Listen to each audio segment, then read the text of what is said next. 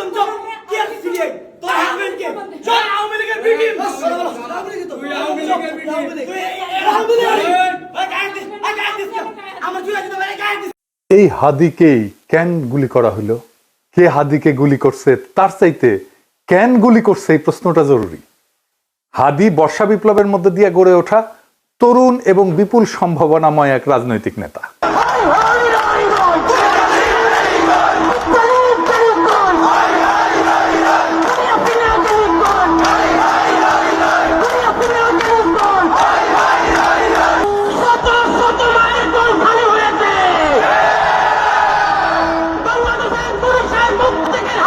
অনেকে আওয়ামী লীগের দিকে আঙুল তুলতেছে। আওয়ামী লীগ অবশ্যই বর্ষা বিপ্লবের প্রধান শত্রু, কোনো সন্দেহ নাই, কিন্তু আওয়ামী লীগই কি একা বর্ষা বিপ্লবের একমাত্র শত্রু? না, রাজনৈতিক দলগুলো যারা হাসিনা বিরোধী লড়াই করছে তারাও তো বর্ষা বিপ্লবকে ধারণ করে না। সরকারের মধ্যে বিপ্লব বিরোধী ধান্দাবাজ অপদার্থ ধ্বজভঙ্গ লোকেরা ঢুকিছে একের পর এক। প্রফেসর ইউনূস নিজের বউয়ের ডাক্তাররা ঢুকাইছে মন্ত্রী পরিষদে, বন্ধুর পোলারে ঢুকাইছে, তার গ্রামীণ ব্যাংকের লেসপেন্সার সব ঢুকাইছে, পলিটিক্যাল পার্টিগুলো তাদের নিজেদের লোকদেরকে ঢুকাইছে, এবং বেশিরভাগই অপদার্থ। না আছে এদের ম্যানেজমেন্ট স্কিল, না আছে পলিটিক্যাল নলেজ, না আছে সদিচ্ছা, না আছে শরীরে জোর। আওয়ামী লীগ অস্ত্র কিনে সশস্ত্র যুদ্ধের ডাক দিছে, অস্ত্র কিনে যুদ্ধ করার কথা ঘোষণা দিছে, একবার না বারবার জেনেভায় যায় প্রকাশ্যে দিছে। দেখেন একের পর এক দেখান এইটা সেন। হোয়াটএভার ইট ইজ, আমাদের কথা হচ্ছে যে আমাদের এই সংগ্রাম লড়াই অব্যাহত রাখতে হবে, এই এদেরকে এখান থেকে উৎখাত করতে হবে। আর আমি সবসময় পার্সোনাল ক্যাপাসিটিতে একটা কথা বলি, সেটা হচ্ছে যে সশস্ত্র সংগ্রাম ইজ দ্য অ্যান্সার। হয়তোবা বাংলাদেশ আওয়ামী লীগ এই নীতিতে হয়তোবা এখনো যায়নি, কিন্তু ব্যক্তিগতভাবে আমার ক্যাপাসিটি হচ্ছে যে we have the take up arms এবং we have to resist ourselves, because আমাদেরকে খুন করছে, আমাদেরকে পাল্টা লড়াই অব্যাহত করতে হবে, এবং এটাই হচ্ছে আমাদের স্ট্যান্ড। আমার কাছে মনে হয় ব্যক্তিগতভাবে আমার স্ট্যান্ড। দেখেন আর একটা দেখান, অস্ত্র হাতে নেওয়া ছাড়া, গেরিলা যুদ্ধ ছাড়া এই রাজাকারদের বিরুদ্ধে জেতা যাবে না। আমি আবারও আপনাকে বলি যে সশস্ত্র সংগ্রাম, গেরিলা প্রস্তুতি, এগুলো আমাদের জন্য জরুরি এবং সেটা আমাদেরকে ভাবা শুরু করা উচিত। আমি মনে করি বাংলাদেশ আওয়ামী লীগের এসব পুতু রাজনীতি করার সুযোগ নাই। আমরা দেখব যদি ভালোই ভালোই কাজ হয় হবে, কিন্তু দেশ যদি এইভাবে পাকিস্তানের দিকে চলে যেতে থাকে, সশস্ত্র সংগ্রাম এবং আমাদেরকে এই গেরিলা সংগ্রাম বা আরেকটা মুক্তিযুদ্ধ ছাড়া আমাদের কোন রাস্তা নাই। এবার আর একটা দেখান, আমরা করতে হইলে এইখানে পয়সা উঠান, আর যারা মন্ত্রী মিনিস্টার আসল বিদেশ তারাকে বলেন পয়সা দিবার জন্য, আমরাও পয়সা দিব, অস্ত্র কিনতে হবে, আমরা যুদ্ধ করতে হবে মাঠে। খালি মিছিল করলেও চলবে না, আমরা অস্ত্র ধরতে হবে, আমরা মাঠে নামতে হবে। দেখেছেন শুধু কি এরা হাসিনা লেসপেন্সার, হাসিনা নিজেই বিপ্লবীদের হত্যার নির্দেশ দিছে। শুনেন, কথা কম গাছ বেশি। নেত্রী আমাদের যে ভাই বোনদের হত্যা করেছে, আমরা অস্ত্র তুলে নিয়ে এদেরকে হত্যা করবো ইনশাল্লাহ আগামীতে। মুখে কথা একটু কম বলো তো, যারা কথা বেশি বলে তারা কিছু করতে পারে না। কথা কম গাছ বেশি, ঠিক আছে? মুখ দিয়ে বলতে যেও না, আগে করে দেখো। ঠিক আছে, খোদা হাফেজ। শুনেছেন? তারপরে তো এই ঘটনা, একটা রাষ্ট্রের বিরুদ্ধে সশস্ত্র সংগ্রাম বা প্রকাশ্য খুনের নির্দেশ দেওয়ার বিরুদ্ধে কিছু করছে প্রফেসর ইউনূসের সরকার? কিছুই করে নাই, কিচ্ছু করে নাই। আর ওদের সাহস আকাশে চড়ছে। হাসিনাকে ভারত ফেরত না পাঠাতে চাইলে নাকি আমাদের কিছুই করার নাই, এই বলে তৌহিদানন্দ প্রভুপাদ। শুনেন, ভারতকে রাজি হতে হবে অথবা চাইতে হবে তাকে ফেরত পাঠানো। রাজি না হলে আসলে তো করার কিছু না, আমরা রাজি করানোর চেষ্টা করতে থাকতে পারি। এটুকু যেটা প্রথমে বলছিলেন, এটা একটু প্রসেসের ব্যাপার আছে, প্রসেসটা চলছে, দেখা যাক আমরা কতটুকু অ্যাচিভ করতে পারি। শুনেছেন? এটারে বিএনপি ঢুকাইছে, দেখা দিলাম এটা উপদেষ্টা মন্ডলীতে। এতটাই অপদার্থ, করার কিছু নাই তো তুই উপদেষ্টা আসিস কেন? 111 আমলা ওরে বানাই দিছে মন্ত্রী, এরা গালাইলে ওর গায়ে মাখে না, এতটাই নির্লজ্জ, এতটাই ক্ষমতা লোভী। এদের দিয়া প্রফেসর ইউনূস ফ্যাসিবাদের আগমন ঠেকাবে। হ্যাঁ, কি আর কমো বালটা ঠেকাইতে পারবে। নির্বাচনের তফসিল ঘোষণা করছে না, দেখেন কি ভয়াবহ রক্তপাত হয় এই পুরা নির্বাচনী সময়ে। কিছুই ঠেকাইতে পারবে না, কেউ তো কথা শোনে না, আমলারাও কথা শোনে না। ক্ষমতায় বসেছে, রাষ্ট্রযন্ত্রের উপরে কোনো নিয়ন্ত্রণ প্রতিষ্ঠা করতে পারে নাই এই 2 বছরে। এত সাপোর্ট দিয়ে গেছে, কোনো সেটব্যাট নাই। আচ্ছা বলেন, এনএসআই, ডিজিএফআই যদি না জানে কারা ঢাকা 8 আসনের প্রার্থী শরীফ ওসমান হাদিকে হত্যার উদ্দেশ্যে গুলি করছে, তাহলে এই সংস্থাগুলো বন্ধ করে তো দিতে হবে। এগুলো রাখার যুক্তি কি? এই সংস্থা দুইটার প্রধানদের আজকে তো বিদায় করে দেওয়া উচিত। এরা কিছুই করতে পারবে না। জাতীয় নিরাপত্তা উপদেষ্টা একজনকে বানাইছে। হ্যাঁ, অনেকে বলে আপনার গুরুজন, ওনারা নিয়ে ভিডিও টিডিও বানাইছেন। ওনারে আবার তা আমি কি করব? যে যায় লঙ্কায় সেই তো হয় রাবণ। সে ক্ষমতা উপভোগ করিচ্ছে আর বিএনপির সাথে ঘুটু করিচ্ছে, যেন বিএনপি তাকে পররাষ্ট্রমন্ত্রী বানায়। হাদিকে খুন করার এই ভয়ঙ্কর অপারেশনে যারা যুক্ত ছিল তাদেরকে গ্রেপ্তার করে বিচারের আওতায় না আনতে পারলে প্রফেসর ইউনূস সরকার 12 ফেব্রুয়ারি জাতীয় নির্বাচন সম্পন্ন করতে পারবে না, লিখে রাখতে পারবে। বর্ষা বিপ্লবকে কোনোভাবে মেনে নিতে পারেনি কায়েমি গোষ্ঠী। আর এক দল আছে বর্ষা বিপ্লবকে বিপ্লব বলে স্বীকারই করতে চায় না, বলে এটা অভ্যুত্থান।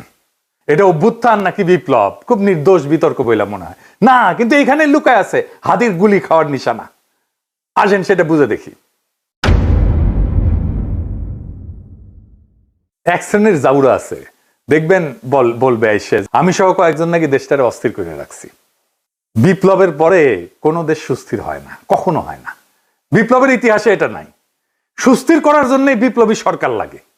অভ্যুত্থান আর বিপ্লব এক জিনিস না। আমি যদি বাঘরে বিলাই ভেবে ম্যানেজ করি তাহলে বাঘ বাঁচবে নাকি বিলাইয়ের সার্ভিস আদর পাবো আমি? কোনোটাই তো হবে না। এই বিপ্লব না অভ্যুত্থান, এই জিনিসটা বুঝার ভুলের এই খেসারত জাতিকে দশকের পর দশক দিতে হবে। আমি বলে দিলাম, আমি পরিষ্কার করে বুঝাই বলি কেন অভ্যুত্থানের পরে দেশ দ্রুত স্বাভাবিক হয় আর কেন বিপ্লবের পরে দেশ দীর্ঘদিন অস্থির থাকে এবং কেন বিপ্লবের সঙ্গেই প্রতি বিপ্লব জন্ম নেয় কিন্তু অভ্যুত্থানের পরে প্রতি বিপ্লব জন্ম নেয় না। আসেন সেই জিনিসটা বুঝে দেখি। অভ্যুত্থান মানে কি? অভ্যুত্থান মানে ক্ষমতার হস্তান্তর, রাষ্ট্রের রূপান্তর না। ক্ষমতা এক হাত থেকে আর এক হাতে যাবে, রাষ্ট্র বদলাবে না। অভ্যুত্থানে বদলায় কে শাসন করবে, কিন্তু বদলায় না রাষ্ট্রের কাঠামো, আইন, আদালত, ব্যুরোক্রেসি, সেনাবাহিনী, তার কর ব্যবস্থা, আন্তর্জাতিক চুক্তি।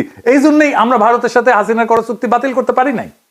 এই কারণে অভ্যুত্থানের পরদিন ব্যাংক খুলে যায়, অফিস চলে, পাসপোর্ট ইস্যু হয়, কোর্ট বসে, বিদ্যুৎ আসে, রাষ্ট্র কাজ করে। কারণ রাষ্ট্র তখনও জীবিত থাকে, শুধু চালক বদলায়। আর 2024-এ বর্ষা বিপ্লবে কি হয়েছে এটা চিন্তা করে দেখেন। থানা ফাঁকা হয়ে গেছে, পুলিশ নাই, পালায় গেছে। আদালত ফাঁকা হয়ে গেছে, বিচারপতিরা পালায় গেছে, প্রধান বিচারপতি সহ। হয় নাই? বিপ্লব মানে কি? বিপ্লব মানে শুধু শাসক বদল না। বিপ্লব মানে কে শাসন করবে, কেন শাসন করবে, কিভাবে শাসন করবে, কোন আইনে, কোন নৈতিকতায়, সব প্রশ্ন নতুন করে তোলে, নতুন করে ফয়সালা হয়। হান্না আরেন্ট বলছিলেন যে ইংরেজিতে লিখেছে, ইংরেজি যেহেতু লিখেছে ঠিকই লিখেছে, তাই না? আমি বাংলা কইরা বলি, বিপ্লব মানে নতুন কর্তৃত্ব তৈরি করা, নতুন কর্তৃত্বকে প্রতিষ্ঠা করা। বিপ্লব মানে পুরনো বৈধতা ধ্বংস, নতুন বৈধতাকে আনা। নতুন বৈধতাকে আনতে হয় বিপ্লবী সরকার দিয়া। সে বিপ্লবী সরকার যদি আপনি না করেন, আপনার বৈধতা, আপনার কন্ট্রোল, আপনার নিয়ন্ত্রণ, আপনার অথরিটি দাঁড়ায় না। প্রফেসর ইউনূসের অথরিটি দাঁড়ায়নি, এই জন্যই দাঁড়ায়নি। কেন হয় প্রতি বিপ্লব হয় বিপ্লবের পরে? কারণ বিপ্লব কাউকে না কাউকে বলে তোমার দর্শন ভুল, তোমার আদর্শ ভুল, তোমার বিশ্বাস ভুল, তোমার সম্পত্তি অবৈধ, তুমি দেশের শত্রু, তুমি জনগণের শত্রু। তাই যখন কেউ সব হারায় তখন সে লড়াই করে। অভ্যুত্থানে কেউ সব হারায় না, বিপ্লবে অনেকে সব হারায়। বিপ্লবে আওয়ামী লীগের সব হারানোর কথা ছিল, ভারতের সব হারানোর কথা ছিল, হারায় নাই, সব রক্ষা করা হয়েছে। তাই প্রতি বিপ্লব জন্মায় বিপ্লবের গর্ভেই। বিপ্লবী সরকারের দরকার পড়ে প্রতি বিপ্লব থেকে বিপ্লবকে রক্ষা করার জন্য। ইতিহাসে দেখেন, ইতিহাস কি বলে? শ্রীলঙ্কা তো প্রেসিডেন্ট পাঁচের দখল করে ফেলছিল না জনতা, ওইটা অভ্যুত্থান ছিল। দেশটা সুস্থির হইতে সময় লাগেনি। নেপালও কি হয়েছে? তাই হয়েছে না? নেপাল সুস্থির হয়ে গেছে না? সময় লাগেনি, কারণ ওইটা অভ্যুত্থান ছিল। বাংলাদেশ সুস্থির হচ্ছে না কেন? কারণ আমরা সেই গুরুত্বপূর্ণ সত্যটা এড়াই গেছি যে বাংলাদেশে একটা বিপ্লব হয়েছে এবং বিপ্লবের পরে অস্থিরতা থাকে, সেটাই স্বাভাবিক। কিন্তু সেই অস্থিরতা কতদিন থাকবে সেটা নির্ভর করে একটাই বিষয়ের উপরে, নতুন সরকার কতটা পূর্ণাঙ্গভাবে বিপ্লবী। আমরা সেটাকেই বলছিলাম বিপ্লবী সরকার। ইতিহাসে যেই সরকার বিপ্লবের ম্যান্ডেট নিয়ে, বিপ্লবী কর্মসূচি নিয়ে স্পষ্টভাবে পুরানো রাষ্ট্র ভেঙে নতুন রাষ্ট্র করে, সেখানে অস্থিরতা তুলনামূলকভাবে কম সময়ে দূর হয়ে যায়। কারণ সেখানে থাকে ক্ষমতা স্পষ্ট কেন্দ্র, আদর্শিক এবং রাজনৈতিক পরিচ্ছন্নতা। আর এইখানে না ঘরকা না ঘাটকা, বলে রাষ্ট্র সংস্কার করব, আর সব পুরানো কিছু সবকিছু রেখে দিছে। রাশিয়ায় 1917 সালে বিপ্লব হয়েছে, অস্থিরতা ছিল, কিন্তু দ্রুত নিষ্পত্তি করে ফেলছিল বলশেভিকরা। অস্থিরতা দীর্ঘ হয়নি, যুদ্ধ ছিল কিন্তু দ্বিধা ছিল না। চীনেও কমিউনিস্ট সরকার পুরনো রাষ্ট্রের সঙ্গে আপোষ না করে নতুন রাষ্ট্র গড়ে তোলে। এইটাই বিপ্লবী চরিত্র, দ্রুত রাজনৈতিক স্থিতিশীলতা এনে দেয়। ভিয়েতনামও একই কথা। কর্তৃত্ব প্রতিষ্ঠা করতে হয় বিপ্লবী শক্তিকে।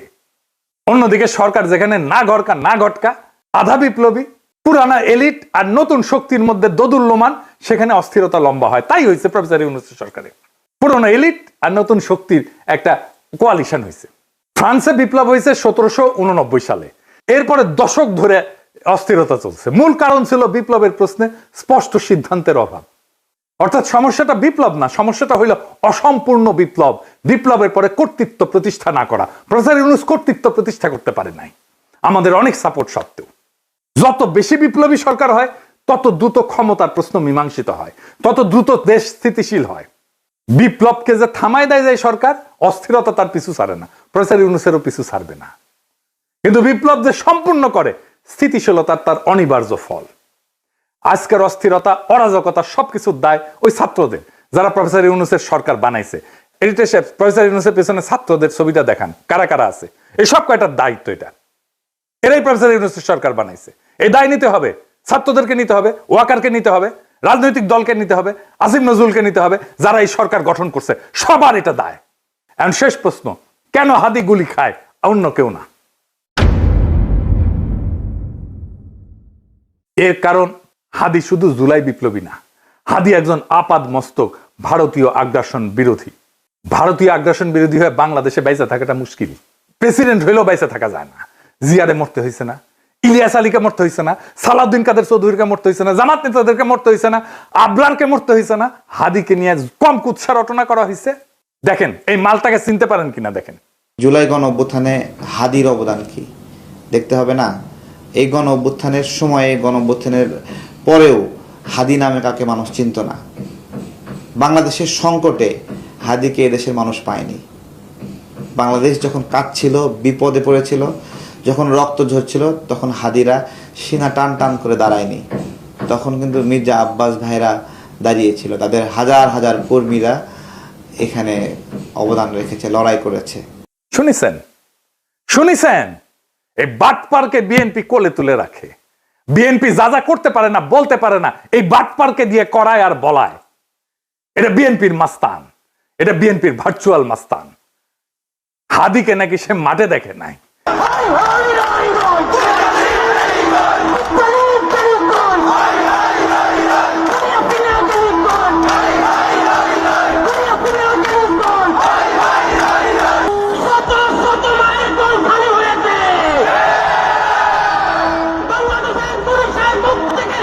ওই বর্ষা বিপ্লবের হেডমাস্টার, ওর কাছে রোল কল করে বর্ষা বিপ্লবের স্টেক নিতে হবে।